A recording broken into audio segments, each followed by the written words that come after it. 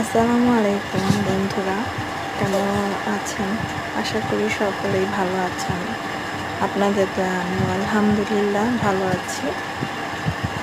আপনাদের সাথে একটা ছোট্ট ভিডিও শেয়ার করলাম যে কিভাবে বাসায় ঝটপট জাম ভর্তা বানায় খাওয়া যায়। ভাবলাম বাসায় যেহেতু জামগুলো আছে তাহলে ভর্তা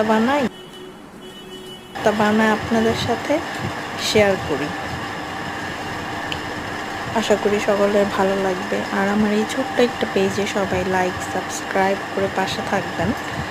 আশা করি আপনাদের দয়া আমি আরও উপরে উঠতে পারবো ইনশাআল্লাহ। ভালো থাকবেন সবাই, দোয়া করবেন। ভিডিওটি ভালো লাগলে লাইক করে দেন। আল্লাহ হাফেজ।